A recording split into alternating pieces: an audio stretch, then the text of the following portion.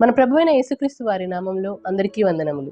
ఈరోజు మీతో ధ్యానించబోయే అంశం ఏంటి అంటే, కక్షతో, అసూయతో సువార్త చేయవచ్చని అపోస్తలుడైన పౌలు చెప్పారా?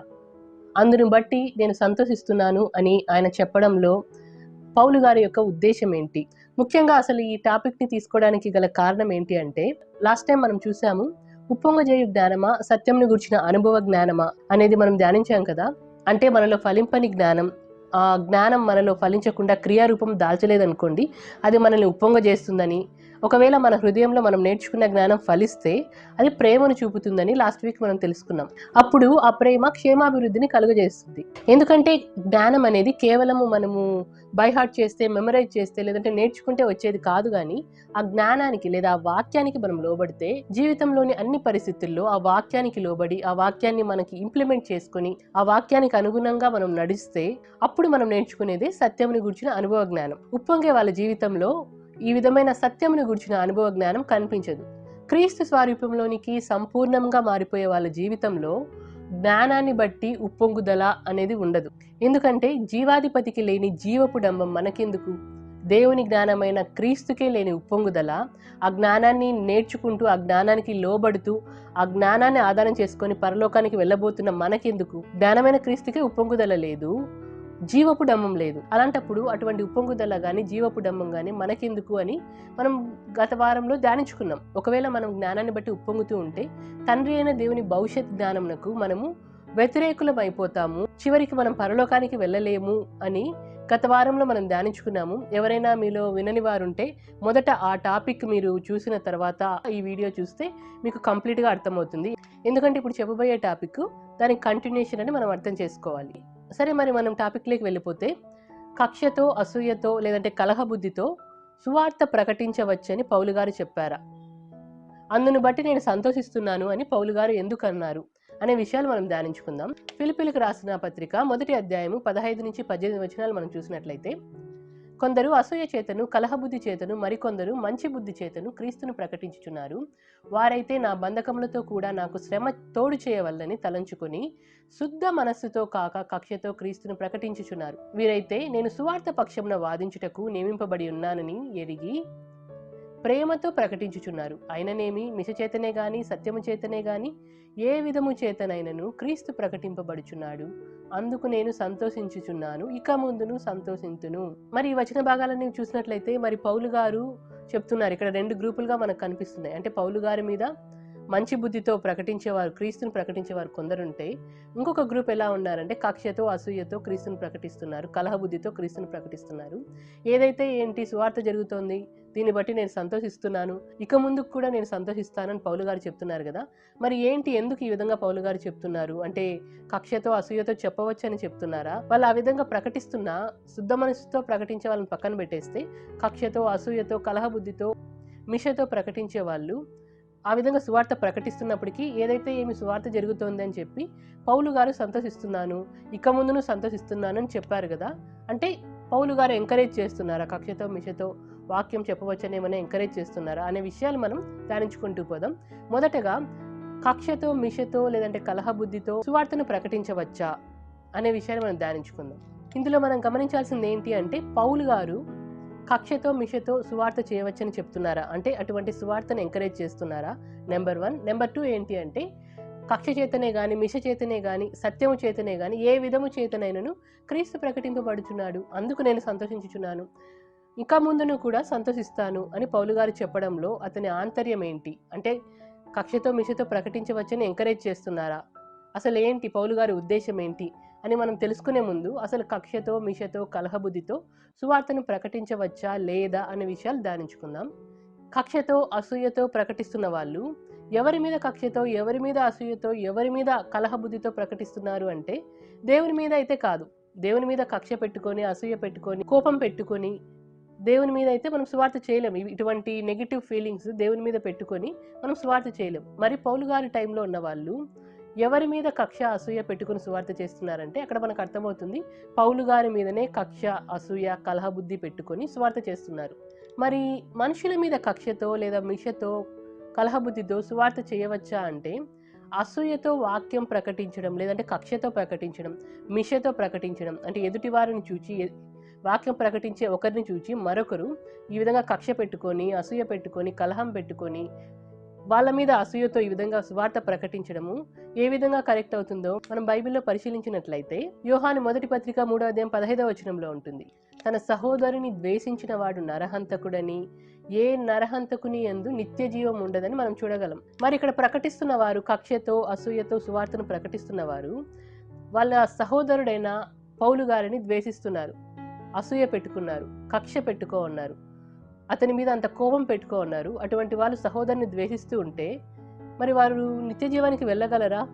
వెళ్ళలేరు కదా. అంటే కక్షతో అసూయతో సువార్తను ప్రకటించడం కరెక్ట్ కాదు అని వాక్యం మనకి ఒక్క వచనం చాలు. ఒక్క వచనం చూడగానే కక్షతో అసూయతో సువార్తను ప్రకటించడం చాలా రాంగ్ అని మనకు అర్థమవుతుంది. మరి ఈ విధంగా కక్షతో అసూయతో కలహబుద్ధితో సువార్తను ప్రకటించేవారు బైబిల్ ప్రకారమే తీసుకుంటే వాళ్ళు ఎటువంటి వాళ్ళు అంటే నరహంతకులు. ఏ నరహంతకుని యందు నిత్య జీవం ఉండదు. ఎందుకు నరహంతకులు అంటే తమ సహోదరుని ద్వేషించు వాళ్ళు నరహంతకులు అని దేవుని వాక్యం సెలవిస్తోంది. మరి ఒకవైపు సహోదరుని ద్వేషిస్తూ నరహంతకులు అయిపోయిన వారు సువార్తను ప్రకటించడము బైబిల్ ఏమాత్రం ఒప్పుకోదు. మత్తయి సువార్తలో ఉంటుంది కదా 15వ అధ్యాయంలో యేసుక్రీస్తు ప్రభువారు తన శిష్యులతో మాట్లాడుతూ కొన్ని మాటలు చెప్పడం జరుగుతుంది. అదేంటి అంటే దురాలోచనలు కానీ, నరహత్యలు కానీ, వ్యభిచారములు కానీ, వేశ్యాగమనములు, ఈ విధంగా లిస్టు చెప్తూ యేసుక్రీస్తు ప్రభువారు ఏమంటారంటే నరహత్యలని స్పెసిఫై చేయడం జరుగుతుంది. ఇవన్నీ హృదయంలో నుంచే వస్తాయి, ఇవే మనిషిని అపవిత్రపరుస్తాయి అని యేసుక్రీస్తు ప్రభువారు చెప్పారు. మరి తన సహోదరుని ద్వేషించే వాళ్ళు నరహంతకులు. ఏ నరహంతకుని యందు నిత్య జీవం ఉండదని మనం తెలుసుకున్నాం కదా.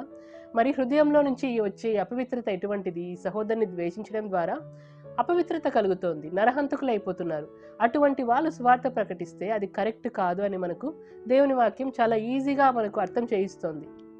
సరే, ఈ విధంగా మస్తరంతో లేదంటే అసూయతో ఒక సహోదరుని మీద కక్ష అసూయ పెట్టుకొని అతన్ని బాధ పెడుతూ మనం సువార్త చేస్తే ఆ సువార్త ద్వారా మనం నశించిపోయే ఆత్మను సంపాదించుకోగలమా? అంటే ఇక్కడ మనం 50-50 అని చెప్పొచ్చు. సంపాదించుకోవచ్చు, సంపాదించుకోలేకపోవచ్చు. అంటే సంపాదించడం అంటే కక్షతో అసూయతో లేదంటే మిషతో కలహబుద్ధితో సువార్త చేసే వాళ్ళు సంపాదించడం కాదు. కానీ 50-50 ఎలా చెప్పొచ్చు అంటే వాక్యం అనేది తన పని తను చేసుకుంటూ పోతూ ఉంటుంది. ఇప్పుడు ఫర్ ఎగ్జాంపుల్ పాజిటివ్ వేలో 50% పాజిటివ్ వే అనుకుంటే నశించిపోతున్న ఆత్మలు రక్షించబడే ఛాన్స్ అయితే ఉంది. ఒకవేళ ప్రకటించేవారు కక్షతో అసూయతో ప్రకటించినా కూడా నశించిపోయే ఆత్మలు దేవుని యొద్దకు రావచ్చు. ఎందుకంటే ఆత్మను రక్షించే శక్తి ఎవరికి ఉంది అంటే దేవుని వాక్యానికి ఉంది. ఇప్పుడు కక్షతో అసూయతో వాక్యాన్ని ప్రకటిస్తున్న వాళ్ళు కూడా దేవుని వాక్యాన్ని ప్రకటిస్తున్నారు. కాబట్టి ఆ వాక్యాన్ని బట్టి నశించిపోయే ఆత్మలు దేవుని యొద్దకు వచ్చే ఛాన్స్ అయితే ఉంది. అది 50% అని చెప్పవచ్చు. ఎందుకంటే మనం చూడగలము బెరేయ పట్టణస్థులు పౌలు శీలలంత గొప్ప వాళ్ళే వాక్యం చెప్తున్నప్పటికీ వాళ్ళు చెప్తున్న సంగతులు ఆ విధంగా ఉన్నాయో లేవో అని వాళ్ళు పరిశీలిస్తూ వచ్చారు దేవుని వాక్యాన్ని. అటువంటి వాళ్ళు ఒకవేళ ఎవరైనా ఉంటే ఈ కక్షతో అసూయతో సువార్త ప్రకటిస్తున్న వారి దగ్గర వాక్యంను వింటున్నవారుగా అటువంటి వాళ్ళు బెరేయ పట్టణస్థులంతా దేవుని వాక్యాన్ని పరిశీలించి అంత గొప్పవాళ్ళుగా ఉంటే వాళ్ళు దేవుని యొద్దకు వచ్చే ఛాన్స్ ఉంది. చివరి వరకు సహించి వాళ్ళు దేవుని యొద్దకు వెళ్ళే ఛాన్స్ కూడా ఉంది. అయినప్పటికీ ఇంకొక ఛాన్స్ మనం చూడగలం. 50-50 అని చెప్పాను కదా. ఇంకొకటి ఏంటి అంటే యేసుక్రీస్తు ప్రభువారు అంటారు కదా, గుడ్డివాడు గుడ్డివానికి త్రోవ చూపిన ఎడల వారిద్దరు గుంటలో పడుదురు అని. ఇప్పుడు కక్షతో అసూయతో వాక్యం ప్రకటించేవాడు గుడ్డివాడు. ఒకవేళ బెరేయ పట్టణస్థుల్లాగా వినేవాళ్ళు లేకపోతే ఆ వినేవాళ్ళు కూడా గుడ్డివాళ్ళే అవుతారు. అప్పుడు గుడ్డివాడు గుడ్డివానికి త్రోవ చూపిస్తే ఏమవుతుంది? ఇద్దరు కలిసి గుంటలో పడతారు, ఇద్దరు కలిసి నరకానికి వెళ్తారు. యేసుక్రీస్తు ప్రభువారు వేషధారులైన శాస్త్రుల గురించి పరిచయాల గురించి ఒక మాట చెప్పడం జరుగుతుంది. అదేంటి అంటే అందులైన మార్గదర్శకులారా అని వాళ్ళని పిలుస్తూ, వాళ్ళు ఎటువంటి వాళ్ళంటే దోమ లేకుండా వడగట్టి వంటను మింగే టైప్ అని యేసుక్రీస్తు ప్రభువారు చెప్పారు. మత్తయి సువార్త 23వ అధ్యాయంలో మనం చూడగలం. వీళ్ళు ఎలా ఉన్నారంటే అందులైన మార్గదర్శకులు, అంటే వీళ్ళే గుడ్డి వాళ్ళు. వీళ్ళు ఏం చెప్తారంటే దోమ కూడా ఉండకూడదు, మీ ఆయిల్లో దోమ కూడా ఉండకూడదని దోమను కంప్లీట్గా వడగట్టేస్తారు. చిన్న దోమ లాంటి ఒక పార్టికల్ లేకుండా ఆయిల్ని శుభ్రపరిచేటట్టుగా వాళ్ళ వాక్యం ఉంటుంది. కానీ వీళ్ళు ఎటువంటి వాళ్ళంటే వంటను మింగేసే టైప్. దోమను ఫిల్టర్ చేస్తారు, కానీ వీళ్ళు మింగేది వంటెను. అంటే వీళ్ళు చెప్పడం వరకే కానీ చేయడం అనేది లేదు. వీళ్ళని యేసుక్రీస్తు ప్రభువారు అందులైన మార్గదర్శకులారా అన్నారు. ఒకవేళ వీళ్ళు చెప్పడం వరకే కానీ చేయడం లేదు కాబట్టి వాళ్ళ క్రియలను చూసి వాళ్ళ దగ్గర వాక్యం వింటున్న వాళ్ళు చెడిపోయే అవకాశం ఉంది. కాబట్టి మనం ఈ యాంగిల్లో తీసుకున్న ఇంకొక 50 ఛాన్స్ ఏంటి అంటే కక్షతో అసూయతో వాక్యంను ప్రకటిస్తున్న వారి దగ్గర ఈ 50% చెడిపోయే అవకాశం ఉంది. అంటే వాళ్ళతో పాటు నరకానికి వెళ్ళే అవకాశం ఉంది అని మనం చెప్పవచ్చు. అంటే కక్షతో అసూయతో వాక్యాన్ని ప్రకటిస్తున్న వారి దగ్గర ఆత్మల రక్షణ అనేది 50-50. అంటే వస్తే రావచ్చు, లేదంటే లేదు. అది కన్ఫర్మ్ కాదని మనకు అర్థమవుతుంది. అలాగే పౌలు గారు కొరింథీయులకు రాసిన మొదటి పత్రిక 3వ అధ్యాయంలో ఒక మాట చెప్పడం జరుగుతుంది. ఇది ఒక 50 ఛాన్స్‌గా తీసుకోవచ్చు. అంటే 50-50 ఇది ఒక థర్డ్ ఛాన్స్‌గా తీసుకోవచ్చు. అదేంటి అంటే పౌలు గారు చెప్తారు. అంటే వాక్యాన్ని ప్రకటిస్తున్న వారి గురించి, వారి సువార్త సేవ గురించి ఏమని చెప్తారంటే, వాళ్ళు చేస్తున్న పని ఒకవేళ ఆ పని కాల్చివేయబడితే నష్టం కలుగుతుంది. పని చేసిన వ్యక్తికి నష్టం కలుగుతుంది పని కాల్చివేయబడితే. కానీ తన మట్టుకు తాను అగ్నిలో నుంచి లాగినట్టు రక్షింపబడతాడు. కానీ అతనికి చివరికి కలిగేది నష్టమే అని పౌలు గారు చెప్పడం జరుగుతుంది. మరి పని ఎప్పుడు కాల్చివేయబడుతుంది అంటే దానికి చాలా రీజన్స్ మనం తీసుకోవచ్చు. కానీ ఇక్కడ మనం స్టడీ చేస్తున్న రీజన్ ఏంటి? కక్షతో, అసూయతో, కలహబుద్ధితో, మిషతో వాక్యం ప్రకటిస్తున్నవారు. మరి కక్షతో, అసూయతో వాక్యం ప్రకటిస్తున్న వాళ్ళ పని ఎలా ఉంటుంది? వాళ్ళ పని కాల్చివేయబడుతుందా అంటే, ఇప్పుడు చూడండి, కక్షతో, అసూయతో వాక్యాన్ని ప్రకటించడం దేవుని వాక్యం అయితే ఒప్పుకోదు, దేవుని వాక్యం సపోర్ట్ చేయదని మనం ఆల్రెడీ చూసాం.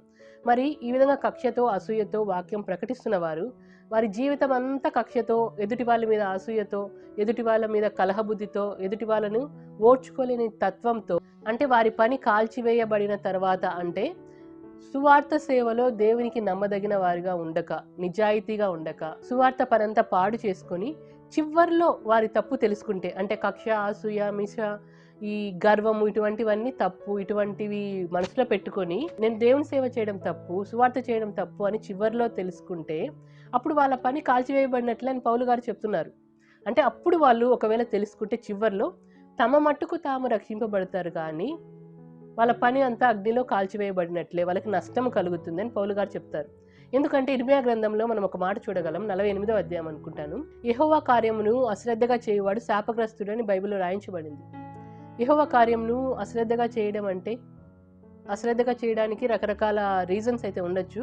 ఇక్కడ మనం తీసుకున్న ఈ ఏకైక రీజన్ ఏంటి అంటే కక్ష, అసూయ, మిష, లేదంటే కలహబుద్ధి, లేదంటే గర్వము, ఓర్వలేనితనము, ఇవి ఏవైనా తీసుకోవచ్చు. ఇటువంటి వాళ్ళు ఈ స్వభావంతో సువార్త చేస్తే వాళ్ళు అశ్రద్ధగా చేసినట్లే. యెహోవా కార్యంని, లేదంటే దేవుడు మనకు అప్పగించిన పనిని, సువార్త సేవని, ఏదైనా మన మీద ఉన్న భారంని అశ్రద్ధగా చేసినట్లే. మరి అశ్రద్ధగా చేస్తే వాళ్ళు ఏమవుతారు?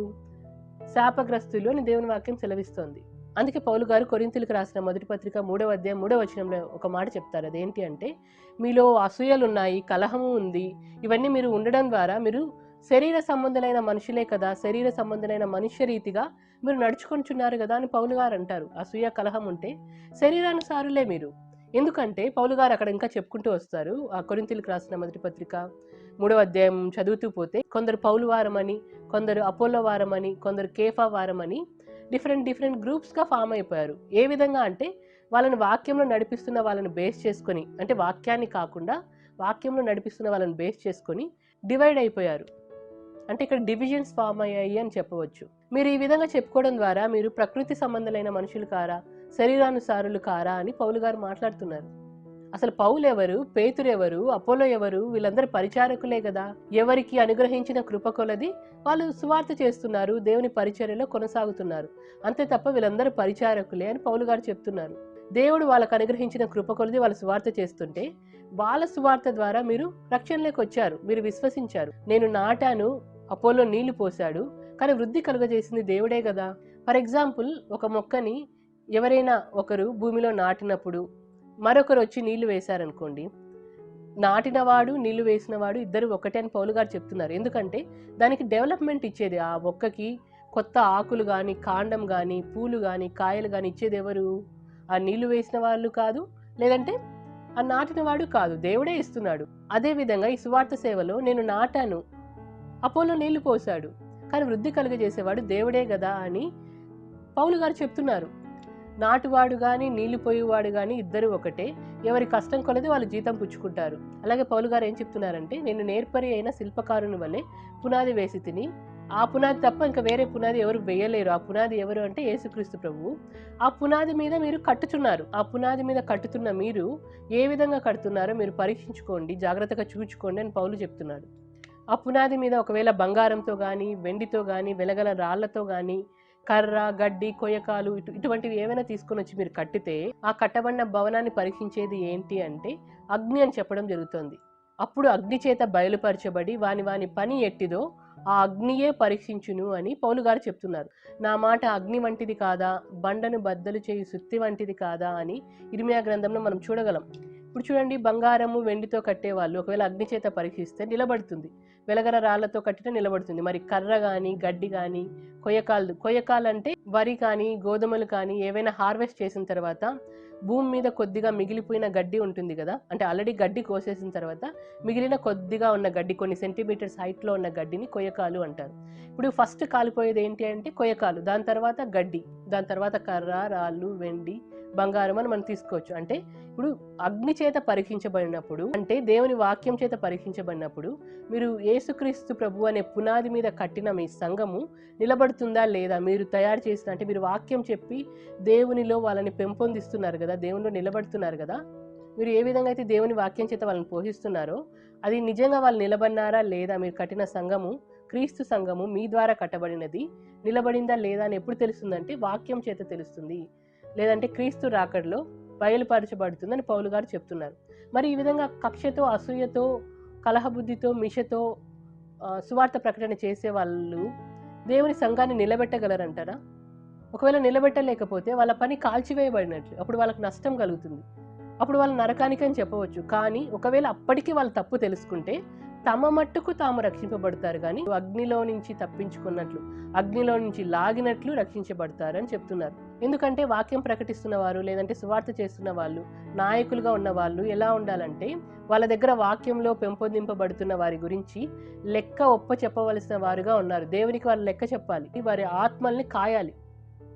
ఒకవేళ వీరే కలహబుద్ధితో, అసూయతో చెప్తే ఇక వినేవాళ్ళు ఏ విధంగా ఉంటారు? ఆత్మలను దేవుని యొద్దకు తీసుకురాగలమా అంటే గుడ్డివానికి దారి చూపినట్లే. ఎందుకంటే బైబిల్లో ఉంటుంది కదా, మీరు దేవుని ఆలయమై ఉన్నారు, దేవుని ఆత్మ మీలో నివసించుచున్నాడని మీరు ఎరుగరా అని ఒక మాట మనకు రాయించబడింది. దేవుని ఆలయంని ఎవరైతే పాడు చేస్తారో వారిని దేవుడు పాడు చేస్తారని రాయించబడింది. మరి దేవుని ఆలయం అంటే దేవునిలో ఎదుగుతున్న దేవుని సంఘం. దేవుని సంఘాన్ని మన కలహబుద్ధి చేత, మన అసూయ చేత, ఎవరి మీదనో కక్ష, పగ, గర్వం పెట్టుకొని అదంతా మనం సంఘం ఎదుట చూపిస్తూ ఉంటే అప్పుడు వాళ్ళు ఏ విధంగా దేవునిలో ఎదుగుతారు? దేవుని వాక్యంలో ఏ విధంగా స్థిరపడగలరు? గుడ్డివాడికి త్రోవ చూపినట్లే అవుతుంది. అప్పుడు దేవుని ఆలయమును పాడు చేసినట్లే అవుతుంది. దేవుని ఆలయమును పాడు చేస్తే దేవుడు ఏమంటున్నాడు? వారిని పాడు చేస్తానని చెప్తున్నాడు. కాబట్టి ఇక్కడ మనం కక్ష, మిష అనేది ఒక ఎగ్జాంపుల్గా తీసుకున్నాం. కానీ దేవుని ఆలయమును పాడు చేసే వాళ్ళు రకరకాలుగా ఉన్నారు. చాలామంది మనకు తెలిసినట్లు వక్రీకరణ, దేవుని వాక్యంను వక్రీకరణ చేసే వాళ్ళు కొందరైతే దుర్బోధ చేసే వాళ్ళైతే, కొందరు గొర్రె చర్మం కప్పుకున్న తోడేళ్ళ లాంటి వాళ్ళైతే, ఇటువంటి వాళ్ళంతా దేవుని ఆలయంను పాడు చేస్తున్న వాళ్ళే, దేవుని సంఘాన్ని పాడు చేస్తున్న వాళ్ళే.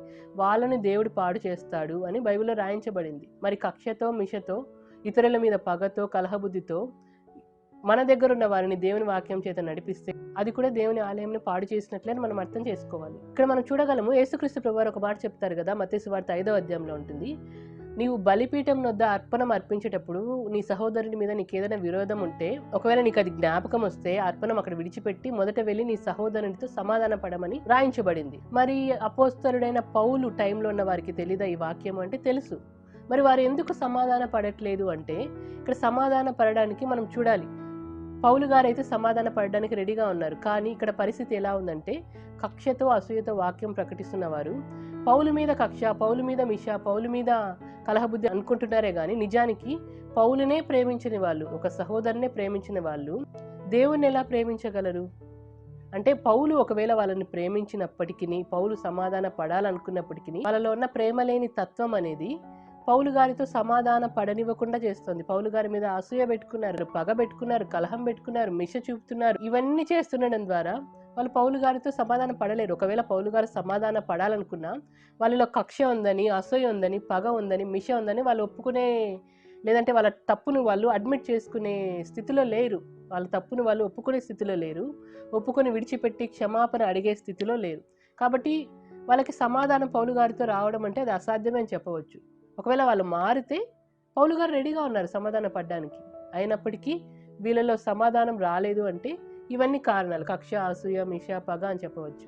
ఎవరైనా తప్పు చేసిన వాళ్ళు తమను తాము ఆ తప్పును బట్టి సమర్థించుకుంటే ఆల్రెడీ ఆ తప్పును ఫేస్ చేసింటారు కదా, అంటే వీరు చేసిన తప్పుకి బలైన వాళ్ళు ఉంటారు కదా, బాధపడిన వాళ్ళు, వాళ్ళతో సమాధానం రావడం అనేది అసాధ్యం.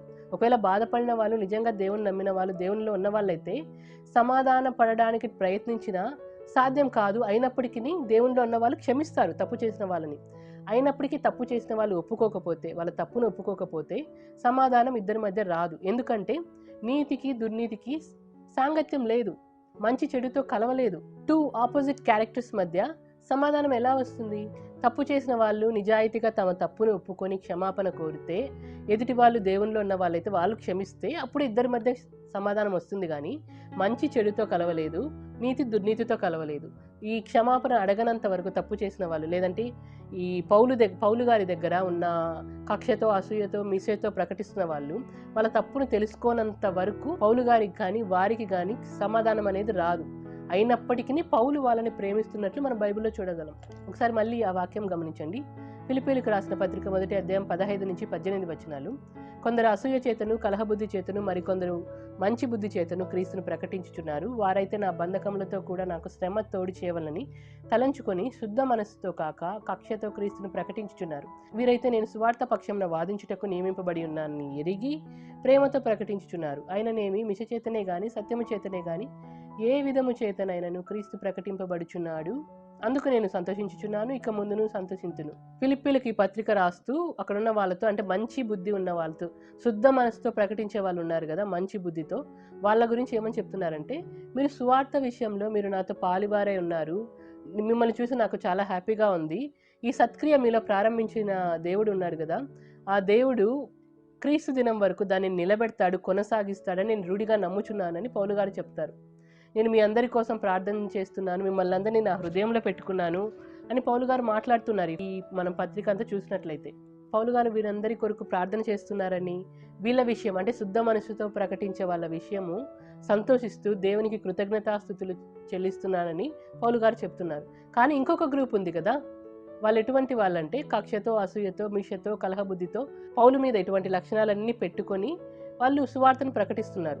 వాళ్ళ గురించి పౌలు గారు ఏమంటున్నారంటే, ఈ మంచి బుద్ధితో సువార్త చేస్తున్న వాళ్ళ గురించి పౌలు గారు ఏమంటున్నారంటే, నా బంధకముల యందు, అంటే పౌలు గారు ఆల్రెడీ ఎన్నో శ్రమలు సహిస్తూ వచ్చారు, బంధకాల్లోకి వెళ్ళారు, ఎన్నో కష్టాల గుండా వచ్చారు కదా, ఆయన బంధకముల యందు ఆయన ఉన్నప్పుడు ఆయన ఏమని చెప్తున్నారంటే, ఈ శుద్ధమైన మనసుతో సువార్త ప్రకటిస్తున్న వారి గురించి, నేను సువార్త పక్షంన వాదించుట యందు దాన్ని స్థిరపరచుట యందు మీరందరూ కూడా అది చూసి ఈ కృపలో నాతో కూడా కొనసాగుతున్నారు, నాతో కూడా సువార్త సేవలో పాలివారుగా ఉంటున్నారు. మీరు అంతకంతకు సకల విధములైన జ్ఞానముతో, అనుభవ జ్ఞానంతో, మీ ప్రేమ తెలివి కలిగి జ్ఞానంతో ఉండాలని, మీరు శ్రేష్టమైన కార్యములను వివేచింపాలని నేను కోరుకుంటున్నానని పౌలు గారు చెప్తూ, మీరు క్రీస్తు దినం వరకు పరిశుద్ధులుగా ఉండాలి అని పౌలు గారు చెప్పుకుంటూ వస్తున్నారు.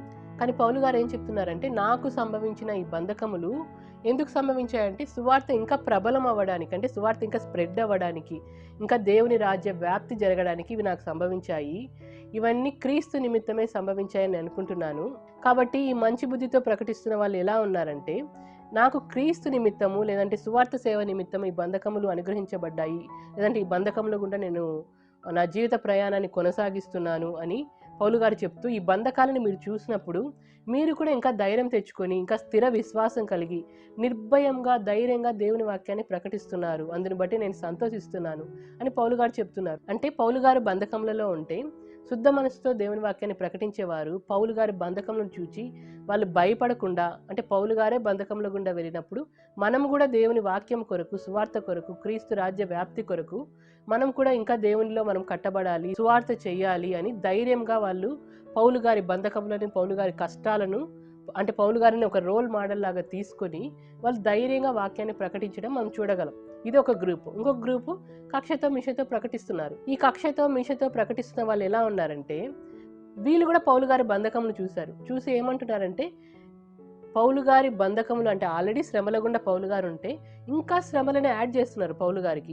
ఇంకా పౌలు గారి మీద కక్ష మిష అసూయ పెట్టుకొని ఉంటే పౌలు గారికి ఎలా అనిపిస్తుందంటే, బంధకాలే పెద్ద శ్రమలైతే ఈ కష్టాలే ఎక్కువగా ఉంటే వాటికి తోడు ఇంకా నాకు ఎక్కువ ప్రాబ్లమ్స్ని మీరు యాడ్ చేస్తున్నారు అని కక్షతో మిషతో ప్రకటిస్తున్న వారి గురించి పౌలు గారు చెప్తున్నారు. అందుకే ఫిలిప్పీలకు రాసిన పత్రికలోనే పౌలు గారు ఇంకా ఏం చెప్తున్నారంటే, నేను వచ్చి మిమ్మల్ని చూచినను రాకపోయినను మీరు ఏ విషయంలోనూ, చూడండి ఒకసారి ఫిలిప్పీలకు రాసిన పత్రిక 1వ అధ్యాయం 27వ వచనం,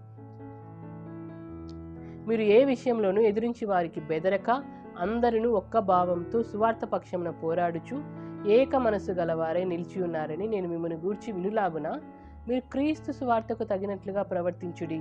అట్లు మీరు బెదరకుండుట వారికి నాశనమును మీకు రక్షణయును కలుగుటకును సూచనయ్యున్నది, ఇది దేవుని వలన కలుగునదే. ఇక్కడ పౌలు గారు చెప్తున్నది ఏంటి అంటే, వాళ్ళు దేనికోసం పోరాడాలంటే సువార్త విశ్వాస పక్షంన పోరాడాలి, ఏక మనస్సు గలవారై ఉండాలి అని పౌలు గారు చెప్తున్నారు. బెదిరించే వాళ్ళు ఉన్నారు, ఆల్రెడీ క్రీస్తు సువార్తను జరగనివ్వకుండా ఆపే కొంతమంది మతోన్మాదులు లాంటి వాళ్ళు ఉన్నప్పటికీ వాళ్ళకి భయపడకుండా మీరు సువార్త సేవను కొనసాగించండి అని పౌలు గారు ఇద్దరికి చెప్తున్నారు. ఎవరికి? శుద్ధ మనస్సుతో సువార్త చేసే వాళ్ళకి, కక్ష అసూయతో సువార్త చేసే వాళ్ళకి ఇద్దరికి చెప్తున్నారు. సువార్త సేవ చేస్తూ బెదరకుండా మీరు ధైర్యంగా ఉండి ఏక మనస్సుతో ఉండాలని చెప్తున్నారు. ఏక మనస్సు విశ్వాస పక్షంన, సువార్త విశ్వాస పక్షంన పోరాడటం అనేది ఎవరికి సాధ్యమవుతుంది? శుద్ధ మనస్సుతో చేసే వాళ్ళకా, లేదంటే కక్ష మిషతో చేసే వాళ్ళకా? శుద్ధ మనస్సుతో సువార్త చేసే వాళ్ళకి ఇది సాధ్యమవుతుంది. ఇది చెప్తున్నారు పౌలు. మీరు ఏక మనస్సు గలవారై ఉండు, మీరు ధైర్యంగా సువార్త చేయండి. అప్పుడు మిమ్మల్ని బెదిరించే వాళ్ళకి అది ఎలా ఉంటుంది అంటే, బెదిరించే వాళ్ళకి నాశనం కలుగజేస్తుంది, మీకు రక్షణ కలుగుతుంది అని మీరు గుర్తుపెట్టుకోండి అని పౌలు గారు చెప్తున్నారు. అంటే ఏక మనస్సు ఉండాలి, సువార్త విశ్వాస పక్షంలో పోరాడాలి. అలాగే అదే పత్రిక 2వ అధ్యాయం 2వ వచనంలో ఉంటుంది, మీరు ఏక ప్రేమ కలిగి ఉండాలి, ఏక భావం గలవారుగా ఉండాలని చెప్తున్నారు. అంటే ఒక్కదాని యందే మనసుంచాలి. ఒక్కదాని యందే మనసుంచడం అంటే దేవుని వాక్యం మీదనే మనసుంచడం, క్రీస్తు సువార్త మీదనే మనసుంచడం. దేవుని వాక్యం ఏం చెప్తుంది? శుద్ధ మనసు కలిగి సువార్త చేయమని దేవుని వాక్యం చెప్తుంది. శుద్ధ మనసు లేకుండా కక్ష అసూయతో సువార్త చేయమని దేవుని వాక్యం చెప్పట్లేదు. కాబట్టి పౌలు గారు ఆల్రెడీ చెప్తున్నారు, ఏక మనస్సు ఉండాలి, ఏక తాత్పర్యం ఉండాలి, ఒక్కదాని యందే మనస్సు కలిగి ఉండాలి, మీరు కక్షతో కానీ వృధాతిశయంతో కానీ ఏమీ చేయవద్దు అని ఆ 2వ అధ్యాయం 3వ వచనంలో మనం చూడగలం. ఇంత డైరెక్ట్గా పౌలు గారు చెప్పుకుంటూ వస్తున్నారు. ఇంకొకటి ఏమంటే, మీరు వినయ మనస్సు గలవారై ఒకరినొకడు తనకంటే యోగ్యుడిగా ఎంచుకోవాలని చెప్తున్నారు. ఇక్కడ ఫెయిల్ అయిపోతుంది. ఎవరు? కక్షతో అసూయతో సువార్త చేస్తున్న ఆ బ్యాచ్ అంతా ఫెయిల్ అయిపోయేది ఎక్కడ అంటే, ఒకరిని ఇంకొకరు యోగ్యుడిగా, తనకంటే యోగ్యుడిగా, నువ్వు నాకంటే గొప్పవాడి బ్రదర్, నువ్వు నాకంటే గొప్పదాని సిస్టర్ అని చెప్పుకునే ఆ స్థితిలోకి వెళ్ళలేకున్నారు. ఎవరు అంటే కక్షతో అసూయతో మిషతో సువార్త చేస్తున్న వాళ్ళు గర్వపడుతున్నారు, అసూయ పడుతున్నారు. బాగా సువార్త సేవలో కొనసాగుతున్న వారిని చూసి అసూయ పడుతున్నారు అనమాట. ఈ విధంగా అసూయ వల్ల వీళ్ళు ఏం చేస్తున్నారంటే, పౌలు గారు ఏం చెప్తున్నారు? మీరు ఒకరినొకడు తనకంటే యోగ్యునిగా ఎంచుకోవాలి, ఒకరినొకడు తనకంటే గొప్పవానిగా ఎంచుకోవాలని పౌలు గారు చెప్తే, అసలు యేసుక్రీస్తు ప్రభు వారికి ఇటువంటి మనస్సు ఉంది, మీరు కూడా ఇలాంటి మనస్సును కలిగి ఉండండి. ఎటువంటి మనస్సు? మీ పక్కన వాళ్ళని, మీ సహోదరులని మీకంటే యోగ్యులుగా, మీకంటే గొప్పవారిగా ఎంచండి అంటే అది వాళ్ళకి సాధ్యం అవ్వట్లేదు. అంటే క్రీస్తుకు కలిగిన మనసు లేకుండా పక్కన వాళ్ళని గొప్పగా ఎంచడానికి బదులు, లేదంటే పక్కన వాళ్ళని వారికంటే యోగ్యంగా ఎంచడానికి బదులు వీళ్ళు ఏం చేస్తున్నారంటే కక్ష పెట్టుకున్నారు, అసూయ పెట్టుకున్నారు, గర్వపడుతున్నారు, మిషతో ఉన్నారు. కానీ శుద్ధ మనసుతో సేవ చేసే వాళ్ళు ఉన్నారు కదా, వాళ్ళ గురించి పౌలు గారు ఏం చెప్తున్నారంటే, మీరు జీవవాక్యం చేత పట్టుకొని లోకమందు జ్యోతుల వల్లే కనబడుతున్నారు, దాన్ని బట్టి నేను చేసిన సేవ, లేదంటే నేను పడిన కష్టం, నేను వ్యర్థంగా పరిగెత్తలేదని, నేను పడిన కష్టం వ్యర్థం కాలేదని పౌలు గారు చెప్తున్నారు. ఈ విధంగా మీరు జ్యోతుల వల్లే కనబడుచున్నారు కాబట్టి క్రీస్తు దినమున నాకు మిమ్మల్ని బట్టి అతిశయ కారణం కలుగుతుంది. అంటే యేసుక్రీస్తు ప్రభువు మిమ్మల్ని బట్టి నన్ను మెచ్చుకునే, లేదంటే మిమ్మల్ని బట్టి నన్ను ప్రశంసించే దినము క్రీస్తు దినమున జరుగుతుంది అని పౌలు గారు చెప్తున్నారు. అంటే మిమ్మల్ని బట్టి నాకు క్రీస్తు దినమున అతిశయ కారణం అంటే, మీరు ఈ విధంగా శుద్ధ మనస్సుతో సువార్త చేస్తూ దేవుని కొరకు ప్రతి బాధను, ప్రతి బంధకములను సహిస్తూ ధైర్యంగా ప్రకటిస్తున్నారు కదా, మిమ్మల్ని నిలబెట్టినందుకు దేవుడు నన్ను అప్రిషియేట్ చేస్తాడు. దీన్ని బట్టి నేను వ్యర్థంగా పరిగెత్తలేదని, లేదంటే నా కష్టం నిష్ప్రయోజనం కాలేదని నేను అనుకుంటున్నానని పౌలు గారు చెప్తున్నారు. ఎవరి గురించి అంటే, శుద్ధ మనస్సుతో సువార్త సేవలో కొనసాగే వారి గురించి.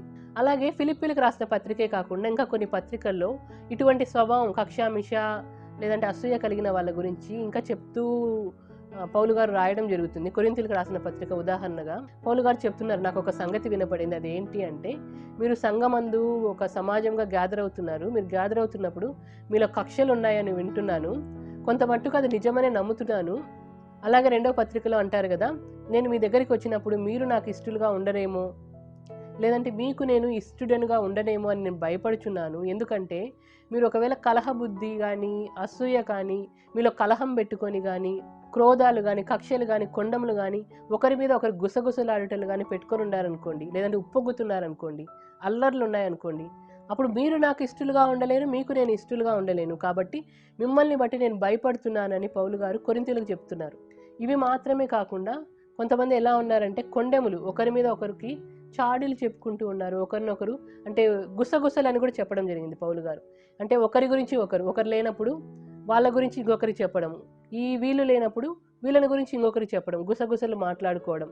ఇదంతా కాదంటే ఉప్పొంగుదల, దేవుని అంటే జ్ఞానంను బట్టిన ఉప్పొంగుదల కానీ, లేదంటే ఇవన్నీ క్యారెక్టరిస్టిక్స్ ఉండడం ద్వారా వాళ్ళల్లో అల్లర్లు కూడా జరిగాయి, గొడవలు జరిగాయని పౌలు గారు భయపడుతూ దుఃఖపడుతూ చెప్తున్న మాట ఏంటంటే, నేను మీ దగ్గరికి వచ్చినప్పుడు, కొరింథీయులారా నేను మీ దగ్గరికి వచ్చినప్పుడు నేను మీకు నచ్చకపోవచ్చు, మీరు నాకు నచ్చకపోవచ్చు, దీన్ని బట్టి నేను బాధపడుతున్నాను, భయపడుతున్నానని కొరింథీయులతో కూడా ఈ మాటలు చెప్పడం జరుగుతోంది. అలాగే ఇటువంటి మాటలే గలతీయులతో కూడా పౌలు గారు ఏమని చెప్తారంటే, మీలో భేదములు ఉన్నాయి, విమతములు ఉన్నాయి, అసూయలు, మత్తతులు, అల్లరితో కూడిన ఆటపాటలు ఉన్నాయి. ఇక్కడ కూడా చెప్పడం జరిగింది. అసూయ అనే పదం ఇక్కడ కూడా పౌలు గారు ఉపయోగించారు. అంటే ఫిలిప్పీలకే కాదు, కొరింథీ సంఘంలో కనిపిస్తున్నాయి, గలతీయుల్లో కూడా కనిపిస్తున్నాయి. ఇటువంటి వారు దేవుని రాజ్యం స్వతంత్రించుకోరని పౌలు గారు క్లారిఫై చేస్తున్నారు. ఒకరినొకరు వివాదమునకు రేపకయు, ఒకరి యందు ఒకరము అసూయ పడకయు, వృధాగా అసూయ పడకయు ఉండాలి అని చెప్తున్నారు. ఊరికే అసూయ, ప్రతిదానికి అసూయ. ఒకరు సువార్త సేవలో ధైర్యంగా కొనసాగుతూ క్రీస్తు రాజ్య వ్యాప్తిలో ఒక క్రీస్తు సైనికులుగా ఎన్నో నశించిపోతున్న ఆత్మలు దేవుని యొద్దకు తీసుకొని వస్తుంటే సంతోషపడాల్సిన వాళ్ళే తోటి సహోదరులు ఏం చేస్తున్నారు? అసూయ పడుతున్నారు, మిష చూపిస్తున్నారు, వాళ్ళ మీద కక్ష పెట్టుకుంటున్నారు, పగ పెట్టుకుంటున్నారు. వీటిని శరీర కార్యములలో లిస్ట్ అవుట్ చేయడం జరిగింది. అంటే శరీర కార్యములు గల వారు సువార్త చేసినంత మాత్రమే పరలోకానికి వెళ్ళలేరు. కాబట్టి అటువంటి సువార్తను దేవుని వాక్యం అంగీకరించట్లేదు, సపోర్ట్ చేయట్లేదు. అలాగే పౌలు గారు ఎఫెసీయులకు రాస్తూ ఒక మాట చెప్తారు, 4వ అధ్యాయంలో ఉంటుంది. మీరు సమాధానం అనే బంధము చేత, ఆత్మ కలిగించు ఐక్యత చేత ఒకరి యందు ఒకరు ప్రేమ కలిగి ఒకరినొకరు సహించుచు ఒకరినొకరు ఓర్చుకోవాలి, ఆ ఐక్యతను కాపాడుకోవాలని పౌలు గారు చెప్తున్నారు. ఈ ఐక్యత ఎలా వస్తుంది? లేదంటే వాళ్ళకు కలిగిన జ్ఞానం బట్టి గర్వపడుతూ ఉంటే, దేవుళ్ళు ఎదుగుతున్న వాళ్ళని బట్టి మస్తరం లేదంటే అసూయను చూపిస్తూ ఉంటే వాళ్ళ మధ్య సమాధానం రాదు, ఆత్మ కలిగించే ఐక్యత రాదు, ఆ బంధము రాదు, ఉప్పొంగుదల ఉన్న చోట ఇటువంటివి ఏవి ఉండవని మనకు అర్థమవుతుంది. కాబట్టి సంఘంలో ఇటువంటివి జరుగుతున్నాయంటే కారణం, మెయిన్ రీజన్, దేవుని స్వార్థ సేవలో కొనసాగుతూ నశించిపోతున్న ఆత్మల్ని దేవుని వైపు మళ్లించాల్సిన వాళ్ళల్లో ఈ కక్షలు, అసూయలు, ఉప్పొంగుదలలు, కలహాలు ఇవన్నీ ఎందుకు వస్తాయంటే, నెంబర్ 1 అసూయ పడటం ద్వారా, నెక్స్ట్ మస్తరము అంటే ఓర్వలేని తనం ద్వారా ఇటువంటివి వస్తాయని పౌలు గారు చెప్తున్నారు. అందరితో సమాధానము, పరిశుద్ధత కలిగి ఉండటకు ప్రయత్నించమని హెబ్రీయులకు రాసిన పత్రిక 12వ అధ్యాయంలో ఉంటుంది కదా. మనం ఇంతకుముందే ధ్యానించాం.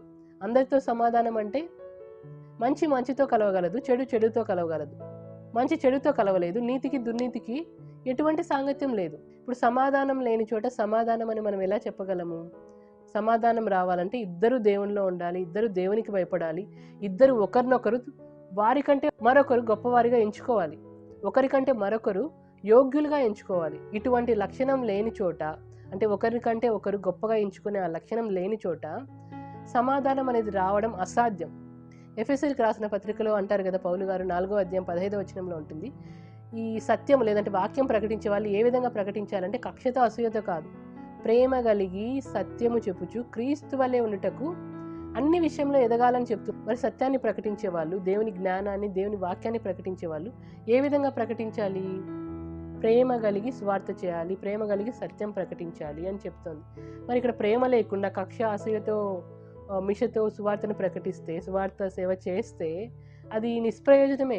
ఉదాహరణకు ఈ లోకపరమైన వాటిల్లో కక్షలు, అసూయలు ఉంటే ఒకవేళ లోకపరమైన పనులు జరుగుతాయేమో, కానీ దేవుని పనిలో కక్ష, అసూయలు ఉంటే దేవుని పని జరగడానికి అది ఒక ఆటంకం అయిపోతుంది.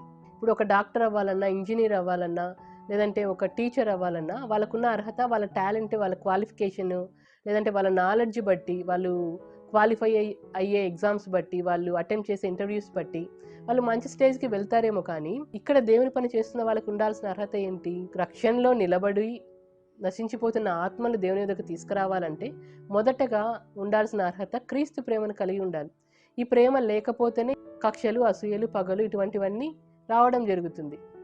లోకపరమైన ఉద్యోగాలలో ప్రేమ లేకపోయినా పర్లేదు, కానీ ఇక్కడ దేవుని పని చేస్తున్న వాళ్ళలో ముఖ్యంగా ఉండాల్సింది ప్రేమ అని పౌలు గారు చెప్తున్నారు. నిజం చెప్పాలంటే లోకపరమైన ఉద్యోగాలు, ఏదైనా గవర్నమెంట్ జాబ్ కానీ, లేదంటే అబ్రాడ్కి వెళ్ళాలన్నా కానీ, మా గవర్నమెంట్ ఏం చెక్ చేస్తుందంటే వీళ్ళ మీద ఏమైనా కోర్టు కేసులు ఉన్నాయా, వీళ్ళ మీద వీళ్ళు ఏదైనా రాంగ్ స్టెప్ వేశారా, ఏదైనా తప్పులు చేశారా, లేదంటే ఏమైనా హత్యలు చేశారా, ఏమైనా చేయరానివి సొసైటీని ఏమైనా బ్యాడ్గా చేశారా, ఏమైనా చేయరానివి చేశారా, వీళ్ళ గుడ్ క్యారెక్టర్ ఉందా లేదా అని కూడా చెక్ చేయడం జరుగుతుంది. లోకంలోనే ఈ విధంగా ఉంటే మళ్ళీ దేవుని పని చేయడానికి గుడ్ క్యారెక్టర్ అనేది అవసరం లేదా చెప్పండి? ప్రేమమయుడైన క్రీస్తును ప్రేమ లేకుండా ప్రకటించడం అనేది చాలా విచారకరం. ప్రేమను గురించి బోధిస్తూ ప్రేమను చూపనివాడు నిజంగా ప్రేమను బోధించేవాడు కాడు. ఒకవేళ ఆ బోధ వలన వినువారికి ఒకవేళ ప్రయోజనం కలిగినప్పటికీ ప్రేమ లేకుండా బోధిస్తున్న వారికి, అంటే ఆ అపోస్తలుడైన పౌలు గారి టైంలో ప్రేమ లేకుండా కక్షతో అసూయతో బోధిస్తున్న వారికి ఎటువంటి ప్రయోజనం లేదు. మత్తయి సువార్తలో ఉంటుంది కదా, సహోదరులు మన ఎడల 70 ఏళ్ల మారుల మట్టుకు తప్పు చేసినా క్షమించాలి అని. ఓకే, మన ఎడల 70 ఏళ్ల మారుల మట్టుకు తప్పు చేస్తే క్షమించాలి. కానీ ఇక్కడ పౌలు గారి టైంలో ఎవరి మీద వాళ్ళు, అంటే పౌలు గారి మీద కక్ష అసూయ పెట్టుకున్నారని వాళ్ళు అనుకుంటున్నారు. అంటే పౌలు గారి ఎడల తప్పు చేస్తున్నట్టు కనిపిస్తుంది, కానీ నిజానికి వారు చేస్తున్న తప్పు పౌలు గారి మీద కాదు, దేవుని మీద, అంటే దేవుని వాక్యానికి వ్యతిరేకంగానే చేస్తున్నారు. దేవుని వాక్యాన్ని లోబడకుండానే చేస్తున్నారు. కక్ష అసూయలు అనేవి దేవుని వాక్యం సపోర్ట్ చేయదని తెలిసినప్పటికీ ఆ విధంగా కక్ష అసూయ పౌలు గారి మీద పెట్టుకుంటున్నారు. ఒకవేళ మన ఎడల ఎవరైనా తప్పు చేస్తే మనం ఎన్నిసార్లైనా క్షమించాలి. కానీ దేవుని విషయంలో తప్పు చేస్తే వాళ్ళని హెచ్చరించాలి, సరిచేయాలి. వాళ్ళు సరిచేయడానికి, లేదంటే తమ తప్పు తాము తెలుసుకోవడానికి, తమ తప్పును వాళ్ళు అడ్మిట్ చేసుకోవడానికి, ఒప్పుకోవడానికి వాళ్ళు ఇష్టపడకపోతే అటువంటి వాళ్ళని ఏం చేయలేం. అటువంటి వాళ్ళని వదిలేయాలి. పౌలు గారు అదే చేస్తున్నారు. అటువంటి వాళ్ళు, నాకు ఆల్రెడీ బంధకములు ఉన్నాయి, శ్రమలు ఉన్నాయి, వాళ్ళు ఏం చేస్తున్నారు, నా బంధకాలకి తోడు ఇంకా శ్రమని తోడు చేస్తున్నారు అని పౌలు గారు చెప్తున్నారు. పౌలు గారు ఏం చెప్తున్నారు, ఇంకా సరే వీళ్ళు మారట్లేదు, వదిలేద్దాం, ఎలాగైతే ఏమి సువార్త ప్రకటించబడుతుంది కదా అంటున్నారు. అయినప్పటికీ పౌలు గారు ఇంత చెప్తున్నా పౌలు గారి మీద అసూయతో కక్షతో సువార్తను ప్రకటిస్తున్న వారికి మధ్యలో సమాధానం లేకపోయినా, కానీ పౌలు గారు ఎలా ఉన్నారంటే వాళ్ళ మీద ప్రేమను చూపుతున్నారని మనం చూడగలం.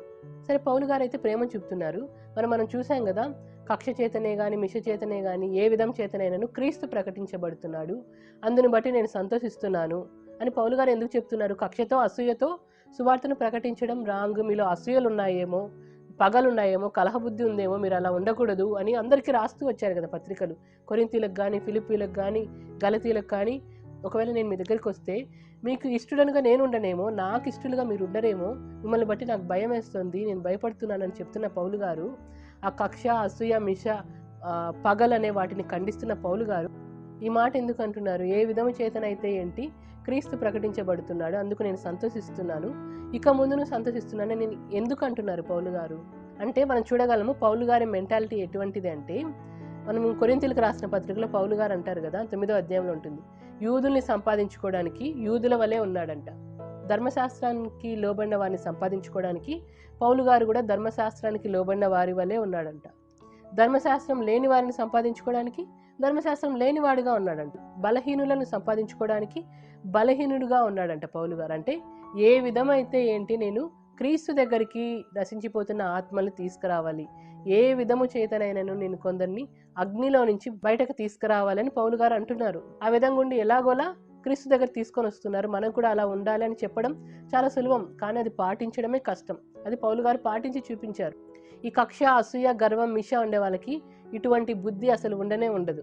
మరి పౌలు గారు ఎందుకు ఆ మాట అన్నారు? నేను అంటే ఏ విధము చేతనైనాను క్రీస్తు ప్రకటించబడుతున్నాడు, ఇందుని బట్టి నేను సంతోషిస్తున్నాను, ఇక ముందును సంతోషిస్తానని ఎందుకు అంటున్నారంటే, మనకు పౌలు గారి యొక్క ఆ మాట యొక్క ఆంతర్యం అర్థం కావాలి. కొరింథీలకు రాసిన మొదటి పత్రిక 9వ అధ్యాయంలో పౌలు గారు అంటారు కదా, క్రీస్తు సువార్తకు ఎటువంటి అభ్యంతరమైనా కలగకుండా ఉండాలని నేను అన్నిటినీ సహిస్తున్నాను, అన్నిటినీ భరిస్తున్నాను అంటున్నారు. అంటే పౌలు గారు ఎటువంటి వాడంటే, సరే కక్షతో అసూయతో సువార్త చేస్తున్నారు, ఓకే, క్రీస్తు సువార్తకు అభ్యంతరం కలగకూడదు. ఎందుకంటే కక్షతో అసూయతో సువార్త చేస్తున్న వారి దగ్గర బెరయ పట్టణస్థుల్లాంటి మంచి వాళ్ళు, దేవుని వాక్యాన్ని పరిశీలించేలాంటి వాళ్ళు, కక్ష అసూయ మిషతో పగతో సువార్త చేస్తున్న వారి క్రియలను పాటించకుండా దేవుని వాక్యాన్ని పరిశీలించి దేవుని వాక్యాన్నే పాటించే వాళ్ళు ఉన్నారేమో, అటువంటి వాళ్ళ మధ్య సువార్త పరిచర్య ఎందుకు ఆగిపోవాలి?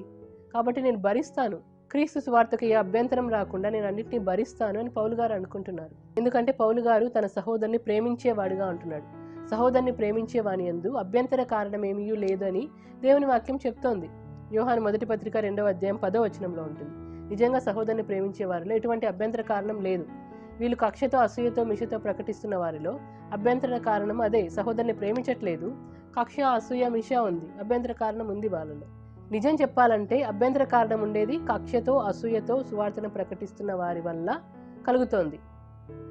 కానీ పౌలు గారు ఏమనుకుంటున్నారు, వాళ్ళు అభ్యంతరం క్రియేట్ చేస్తున్నారు, వాళ్ళు డిస్టర్బెన్స్ క్రియేట్ చేస్తున్నారు, అయినప్పటికీ నేను అన్ని భరిస్తాను, నా వల్ల సువార్త సేవకి అభ్యంతరం కలగకూడదు కదా, నేను అభ్యంతర కారణంగా ఉండకూడదు కదా అని పౌలు గారు తనని తాను తగ్గించుకుంటున్నారు.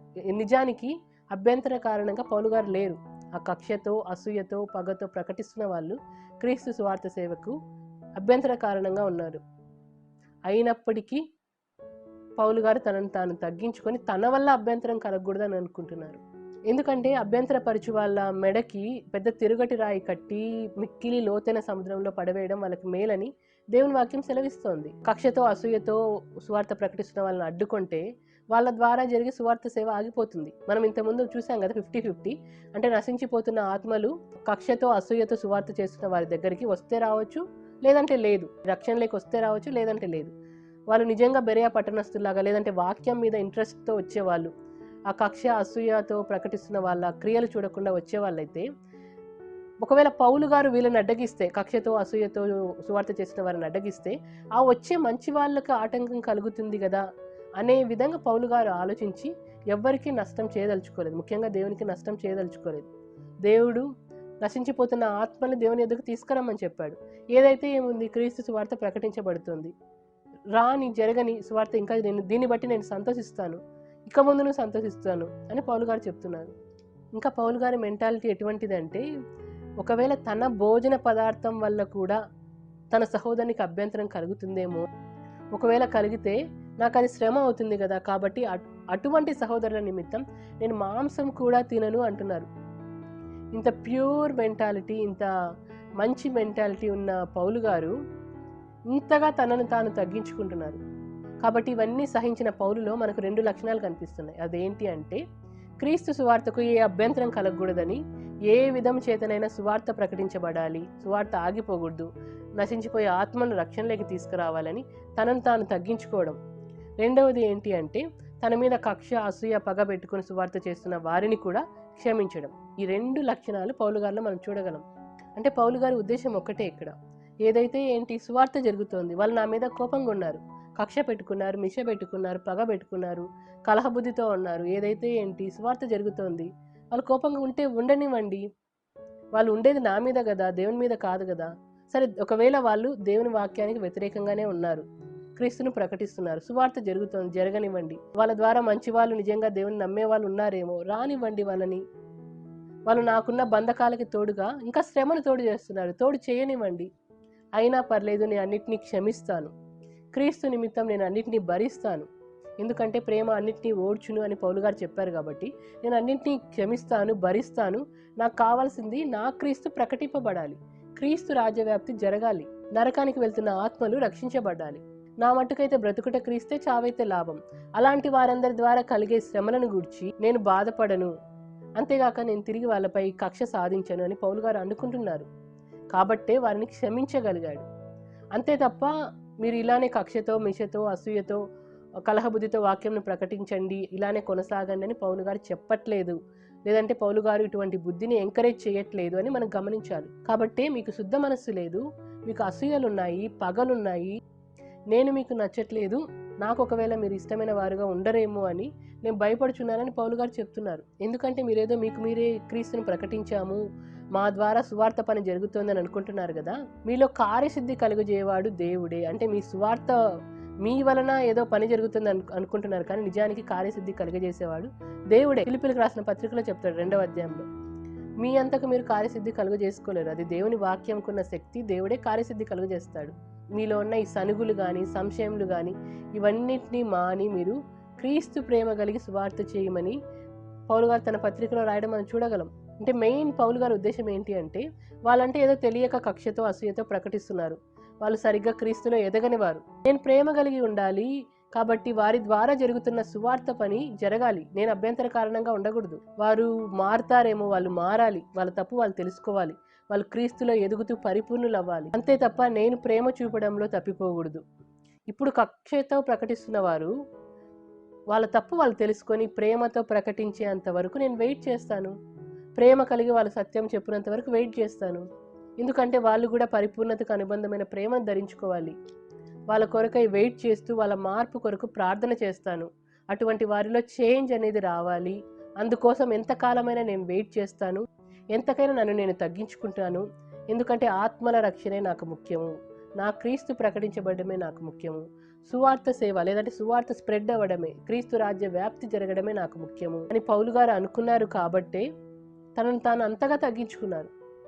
రోమీలకు రాసిన పత్రికలో పౌలు గారు ఒక మాట అంటారు కదా, 9వ అధ్యాయంలో, తన సహోదరులను పరలోకానికి తీసుకురావడానికి ఒకవేళ అవసరమైతే తానే క్రీస్తు నుంచి వేరై శాపగ్రస్తుడినై ఉంటానని అంటున్నారు పౌలు గారు. అంటే తన సహోదరులను దేవుని యొద్దకు తీసుకురావడానికి ఒకవేళ అవసరమైతే నేనే క్రీస్తు నుంచి వేరైపోయి నేను శాపానికి లోనవుతాను, నా సహోదరులు రక్షించబడాలి, వాళ్ళు దేవుని రాజ్యంలో ఉండాలి, వాళ్ళు పరలోకానికి వెళ్ళాలి, క్రీస్తు ప్రేమను వాళ్ళు తెలుసుకోవాలని అంతగా సహోదర ప్రేమ కలిగి ఉన్న పౌలు గారు తనను తాను తగ్గించుకున్నారు. అంటే పౌలు గారిలో ప్రేమతో కూడిన త్యాగము, తనను తాను తగ్గించుకునే గుణము ఉన్నట్లు మనం చూడగలం. నిజానికి మనం ఇక్కడ గమనిస్తే ప్రేమమయుడైన క్రీస్తు సువార్తను ప్రకటించడానికి పోటీ అవసరమా, ప్రేమ అవసరమా? పోటీ ఉన్న చోట ప్రేమ ఉండదు, ప్రేమ ఉన్న చోట పోటీ ఉండదు. అందుకే పౌలు గారు వాళ్ళేదో పోటీ పడుతున్నారు, కానీ ఎవరు సువార్త చేసినా మొత్తం మీద క్రీస్తు రాజ్య వ్యాప్తే కదా జరిగేది, క్రీస్తు సువార్త సేవనే కదా జరిగేది, అందరూ దేవుని యొద్దకే కదా వచ్చేది. అంటే ఎవరు సువార్త చేసినా నశించిపోతున్న ఆత్మల్నే కదా దేవుని యొద్దకు తీసుకొని వచ్చేది. ఏదైతే ఏంటి, పోటీ ఎందుకు, ప్రేమతో ప్రకటించనివ్వండి అని అనుకొని పౌలు గారు తనను తాను తగ్గించుకున్నారే తప్ప, అంటే ప్రేమతో వారిని క్షమించారే తప్ప ఎక్కడ వారిని బాధ పెట్టినట్టు మనం చూడలేదు, కానీ గద్దించినట్టు మనం చూడగలం. అన్ని పత్రికలు, పౌలు గారు రాసిన పత్రికలన్నీ చూసినట్లయితే ఇటువంటి స్వభావం గల వ్యక్తులను పౌలు గారు గద్దించినారు. అయినప్పటికీ వాళ్ళ మీద ప్రేమను మాత్రం వదిలిపెట్టలేదు. వారు చేస్తున్న సువార్తను లేదంటే వాళ్ళు చేసిన సువార్తకు పౌలు గారు ఆటంకం కలుగజేయలేదు. ఎందుకంటే పౌలు గారు క్రైస్తవ జీవితాన్ని ఒక పందెపు రంగంతో పోల్చడం మనం చూడగలం. ఈ పందెంలో పరిగెత్తేవాడు ఆ పరిగెత్తుతున్న టైంలో వేటిని పట్టించుకోడు. ఒకవేళ ఏదైనా పక్కన ఉన్న వాటిని పట్టించుకుంటే ఆ పందెంలో ఓడిపోతారు. కాబట్టి పౌలు గారు కూడా అదే విధంగా ఉన్నారు. నా బంధకాలకి వీళ్ళు శ్రమ తోడు చేస్తున్నారు. ఆల్రెడీ నేను బంధకాలతో కష్టపడుతుంటే ఇంకా శ్రమలు నాకు యాడ్ చేస్తున్నారు. అయినప్పటికీ ఇవన్నీ నేను పట్టించుకొని వాళ్ళని క్షమిస్తాను, క్రీస్తు సువార్త సేవ జరగడం ముఖ్యము అని చెప్పి తన పందెంలో తను పరిగెత్తుతున్నాడు. తన పరుగును తను కడముట్టించడానికి అదే ధ్యాసలో ఉన్నాడే తప్ప పౌలు గారు తిరిగి వాళ్ళ మీద కక్ష పెట్టుకోలేదు, తిరిగి వాళ్ళ మీద అసూయ పడలేదు, లేదంటే వాళ్ళ మీద పగ పెట్టుకోలేదు. ఎందుకంటే అంత టైం పౌలు గారి దగ్గర లేదు. తన పరుగు తను కడముట్టించాలి, తన విశ్వాసాన్ని కాపాడుకోవాలి. ప్రేమ అనేది దీర్ఘకాలం సహిస్తుంది కదా, కాబట్టి నేను సహిస్తాను అని అనుకున్నాడు. మరి ఇక్కడ పౌలు గారి దగ్గర ఇటువంటి వాళ్ళు కక్షతో అసూయతో సువార్త చేస్తున్న వాళ్ళ సంగతి ఆలోచిస్తే వీళ్ళకు పౌలు గారితోనే సమాధానం లేదు. మరి అటువంటి వాళ్ళు నశించిపోతున్న ఆత్మల్ని దేవునితో ఎలా సమాధానపరుస్తారు? ఇది చాలా విచిత్రంగా అనిపిస్తుంది. వీళ్ళకే ఒకరి మధ్య ఒకరి సమాధానం లేదు, అంటే పౌలు గారితో సమాధానం లేదు. ఇంత మంచి క్యారెక్టర్ కలిగిన పౌలు గారిని ప్రేమించలేకున్నారు. కాబట్టి దేవునితో కూడా వాళ్ళకున్న సమాధానం కరెక్ట్గా లేదు. అటువంటి వాళ్ళు నశించిపోతున్న ఆత్మను దేవునితో సమాధాన పరచడం అనేది అసాధ్యమే. మత్తయి సువార్తలో యేసుక్రీస్తు ప్రభువారు అంటారు కదా, సమాధాన పరచువారు దేవుని కుమారులు అనబడుదురు అని. మరి వీళ్ళకే సమాధానం లేదు. మొదట పౌలు గారితో లేదు, పౌలు గారితో మాత్రమే లేదనుకుంటున్నారు, కానీ నిజానికి దేవునితో ఉన్న సమాధానాన్ని కూడా పోగొట్టుకుంటున్నారు. నెక్స్ట్, నశించిపోతున్న ఆత్మను దేవుని యొద్దకు తీసుకురాలేక వాళ్లకు దేవునితో సమాధానం తెచ్చే స్థితిలో లేకుండా ఉన్నారు. అంటే వీళ్ళ బిహేవియర్ ఎలా ఉంది, వీళ్ళ క్యారెక్టర్ ఎలా ఉంది, అటువంటి వాళ్ళు దేవుని పిల్లలు ఎలా అవ్వగలరు? అలాగే బోధించే వాళ్ళు ఈ విధంగా ఉంటే, కక్షతో అసూయతో బోధిస్తే బలహీనులుగా ఉండి వాక్యం వింటున్న వారికి వీళ్ళ కక్ష కానీ మిష కానీ వీళ్ళకున్న స్వభావం కానీ అభ్యంతరం కలుగజేయవా? ఖచ్చితంగా అభ్యంతరం కలుగజేస్తాయి. వీళ్ళకే దేవుని ప్రేమ లేనప్పుడు వీళ్ళు ఎలా దేవుని ప్రేమను ప్రకటించగలరు? బలహీనుల మీద జాలిపడమని, బలహీనులకు ఊతనివ్వమని దేవుని వాక్యం సెలవిస్తోంది. మరి కక్ష అసూయతో సువార్త చేస్తున్న వాళ్ళు బలహీనులకు అభ్యంతరం క్రియేట్ చేస్తే ఇంకా బలహీనులకి ఏం ఊతనివ్వగలరు? వాళ్ళ మీద ఎలా జాలి పడగలరు? కాబట్టి పౌలు గారు ఇటువంటి ఎంతో మంది కపట సహోదరుల వలన బాధపడినట్లు మనం చూడగలం. అయినప్పటికీ పౌలు గారు వాళ్ళతో దూరంగా ఉండి క్షమిస్తూ వచ్చాడు. వాళ్ళని దేవునికి దగ్గర చేయాలని పౌలు గారు ఎంతో కష్టపడుతూ వచ్చారు. వాళ్ళతో తిరిగి సమాధానం పొందాలి అంటే వాళ్ళలో మార్పు రావాలి. ఆ మార్పు కోసం నేను వెయిట్ చేస్తానని వాళ్ళ మీద ప్రేమ కలిగి ఉన్నారని మనం చూడగలం. పౌలు గారికి ఉన్న ఈ లక్షణం ఏంటి అంటే, తన పరిచర్య నిందింపబడకూడదు. ఏ విషయంలోనైనాను తన పరిచయం నిందింపబడకూడదు, ఏ విషయంలోనైనాను అభ్యంతరం కలుగజేయకూడదని అన్ని శ్రమల యందు, అన్ని కష్టాల యందు తనను తాను తగ్గించుకొని అన్ని ఇరుకుల యందు ఓర్చుకుంటూ ఉన్నట్టు మనం పౌలు గారిని చూడగలం. ఇంత మంచి లక్షణం ఉన్న పౌలు గారి మీద కక్ష అసూయ పెట్టుకున్న వాళ్ళు ఉన్నారు అంటే చాలా విచారకరం. మత్తయి సువార్తలో ఉంటుంది కదా, సహోదరుని మీద కోపపడితే విమర్శకు లోనవుతారని. మరి సహోదరుని మీద కక్ష పెట్టుకుంటే, అసూయ పెట్టుకుంటే, పగ పెట్టుకుంటే, కలహబుద్ధి పెట్టుకుంటే విమర్శ ఉండదా? మనము మన సహోదరులను ప్రేమించలేకున్నాము అంటే, అది ఎవరైనా కానీ వాళ్ళ సహోదరులను ప్రేమించలేకున్నారు అంటే అర్థము దేవుని ఆజ్ఞల ప్రకారం నడుచుకోవట్లేదని. యోహాను 2వ పత్రిక 1వ అధ్యాయంలో ఉంటుంది కదా, ఆయన ఆజ్ఞలు పాటించలేదంటే పరలోకానికి వెళ్ళలేం. సహోదరుని మీద ప్రేమ లేదంటే ఆయన ఆజ్ఞలు పాటించినట్లే. కక్ష అసూయ ఉన్న వాళ్ళు మరణంలో నుంచి జీవంలోనికి దాటనట్లే. మరి ఇటువంటి వాళ్ళు సువార్త చేస్తూ మరణంలో నుంచి జీవంలోనికి మేము దాటిస్తాము, క్రీస్తు ద్వారా మిమ్మల్ని దాటిస్తామని సువార్త చేయడం చాలా విచారకరం. మనల్ని పుట్టించిన దేవుని నిజంగా మనం ప్రేమిస్తే దేవుని మూలంగా పుట్టిన వాణిని అంటే మన సహోదరులను కూడా మనం నిజంగా ప్రేమించగలగాలి. నేను పౌలు వాడను, అపోలో వాడను అని అప్పుడు వాళ్ళు డివిజన్స్ పెట్టుకున్నట్టు డివైడ్ అండ్ రూల్ చేయడానికి ఆనాడు బ్రిటిష్ వారు మన దేశంలో డివైడ్ అండ్ రూల్ చేశారు కదా. అటువంటి లోకపరమైన రాజ్యమా ఇదేమైనా? దేవుని రాజ్యమా? దేవుని రాజ్యంలో రాజులైన యాజకులుగా ఉండాల్సిన మనమే మనలో మనం విడిపోయి, ఎందుకు విడిపోతున్నాం? మనకున్న గర్వము, అసూయ, కక్ష, పగల వల్ల మనములో మనం విడిపోయి దేవుని రాజ్యంలో వ్యక్తిగత రాజరికం చేయటం చాలా అన్యాయం. అసలు సహోదరులనే ప్రేమించలేని ఆ కక్ష, పగ గల వాళ్ళు, పౌలునే ప్రేమించలేని వాళ్ళు ఇంకా శత్రువులను ఎలా ప్రేమిస్తారు? మనం మన సహోదరులను ద్వేషిస్తున్నామంటే మనం అబద్ధికులమే. అప్పుడు మనం దేవుని ప్రేమిస్తున్నాం అనేది కూడా అబద్ధమే. కొరింథీయులకు రాసిన పత్రికలో పౌలు గారు అంటారు కదా 16వ అధ్యాయంలో, మీరు చేయు కార్యములన్నిటినీ ప్రేమతో చేయుడి అంటారు. ప్రతి కార్యముని ప్రేమతో చేయడం అంటే సువార్త ఎంత ఇంపార్టెంట్. దాన్నే ప్రేమ లేకుండా కక్ష, అసూయతో చేయడం అనేది చాలా హాస్యాస్పదమైనదని చెప్పవచ్చు. పౌలు గారు అంటారు కదా, నశించిపోతున్న ఆత్మలు దేవుని యొద్దకు తీసుకురావడానికి, లేదంటే వాక్యం చెప్తున్న టైంలో నేను కనీసము జ్ఞానయుక్తమైన తీయని మాటలను కూడా వినియోగించలేదు అంటారు పౌలు గారు. జ్ఞానయుక్తమైన తీయని మాటలు, చెవికి ఇంపైన మాటలు కూడా నేను వాడలేదు. అంటే క్రీస్తు మాటలు ఉన్నదున్నట్టు, దేవుని మాటలు ఉన్నదున్నట్టు నేను ప్రకటిస్తూ వచ్చాను అంటున్నారు పౌలు గారు. అంటే మాటల్లోనే అంత కల్మషం లేకుండా అంత పవిత్రంగా పౌలు గారు స్వార్థ చేస్తుంటే అతని మీద కక్ష, పగ, ద్వేషం కలిగిన వాళ్ళు ఆ విధంగా స్వార్థ చేయడం ఎంతవరకు న్యాయము? ఇప్పుడు దేవుని సంఘంలో అంటే క్రీస్తు శరీరంలో ప్రతి ఒక్కరూ అవయవాలుగా ఉంటున్నారు. ఉదాహరణకు మన శరీరంలో మన చెయ్యి బాగా పనిచేసింది అనుకోండి, కాలు అసూయ పడుతుందా చెయ్యి మీద? ముక్కు బాగా పనిచేసింది అనుకోండి, చెయ్యి లేచి ముక్కు మీద ఒక్కటి పీకుతుందా? కళ్ళు బాగా పనిచేస్తున్నాయని నోరు కంటి మీద అసూయ పెట్టుకుంటుందా? మన శరీరంలోని అవయవాలు ఒకదాని మీద ఒకటి అసూయ, పగ, కక్ష కలిగి ఉన్నాయా? అట్లా కలిగి ఉంటే అది ఒక శరీరమే కాదు. కాలికి ముళ్ళు తగిలితే చెయ్యి లేచి ఆ ముళ్ళును తీస్తుంది. అంటే శరీరంలోని ప్రతి అవయవం మిగిలిన అవయవాలకు సహాయం చేస్తుంది. శరీరంలో అవయవాలు ఇలా ఉంటే మరి క్రీస్తు శరీరంలోని అవయవాలు ఎలా ఉండాలి? కక్ష, పగ, మిష, కలహబుద్ధి కలిగిన వాళ్ళు క్రీస్తు శరీరంలోని అవయవాల కాదా అనేది మనం అర్థం చేసుకోవాలి. దీన్ని బట్టి చూస్తే అవయవాలు కాదు. రోమియోలతో పౌలు గారు అన్నట్లు సహోదర ప్రేమ విషయంలో ఒకరి యందు ఒకరు అనురాగం కలిగి ఉండాలని చెప్తున్నారు. ఘనత విషయంలో ఒకరికంటే ఒకరు గొప్పగా ఎంచుకోవాలంట. ఇక్కడ ఫెయిల్ అవుతుంది క్రైస్తవ సమాజం కానీ, లేదంటే ఆనాడు పౌలు గారి దగ్గర ఉన్న ఆ కక్ష, పగతో సువార్త చేస్తున్న వాళ్ళు కానీ ఫెయిల్ అయ్యేది ఏంటి అంటే ఘనత విషయంలో ఒకరికంటే మరొకరు గొప్పగా ఎంచుకునే విషయంలో ఫెయిల్ అయిపోతున్నారు. ఒకరికంటే మరొకరు యోగ్యులుగా ఎంచుకునే విషయంలో ఫెయిల్ అయిపోయి బాగా దేవుని కొరకు కష్టపడే వాళ్ళని చూసి అసూయపడుతున్నారు. ఇక్కడ పాపం అనేది స్టార్ట్ అవుతుంది. ఇక్కడ 99.99% ఫెయిల్ అయిపోవడం వల్ల ఇటువంటి కక్షలు, పగలు, మిషలు వస్తున్నాయి. చివరిగా మనం అర్థం చేసుకోవాల్సింది ఏంటి అంటే మనమందరం ఒకే తండ్రి పిల్లలం. మనందరి ఆశయం ఒకటే, అదేంటి? మన తండ్రి వద్దకు వెళ్ళడం. కాబట్టి ఈ భూమి మీద మనందరి కర్తవ్యం ఏంటి అంటే మన తండ్రి కోరుకున్నట్టుగా ఆయన యుద్ధ నుంచి వచ్చిన ఆత్మ సహాయంతో ఆయన వలన మనకు దయచేయబడిన వాక్యాన్ని పరిశోధించి వాక్య ప్రకారం జీవిస్తూ సువార్తను కక్షతో కాకుండా ప్రేమతో ప్రకటిస్తూ ప్రేమ కలిగి సువార్త చేస్తూ సహోదరుల కోసం ప్రాణం పెట్టే ఆ స్టేజ్ కి రీచ్ అవ్వాలి. చివరి వరకు దేవునిలో నిలబడాలి. దేవుడు కోరుకుంటున్నది ఇదే, పౌలు గారు కూడా కోరుకుంటున్నది ఇదే. కాబట్టి పౌలు గారు ఏం చెప్తున్నారంటే నేను క్రీస్తును పోలి నడుచుకున్నట్లు మీరు నన్ను పోలి నడుచుకోండి అని పౌలు గారు చెప్తున్నారు. కాబట్టి ఆనాడు కక్ష, పగ, మిషతో సువార్త చేస్తున్న వారిని పౌలు గారు ఎంకరేజ్ చేయలేదు, గద్దించాడు. తన పత్రికలన్నింటిలో మనం ఇది చూడగలము.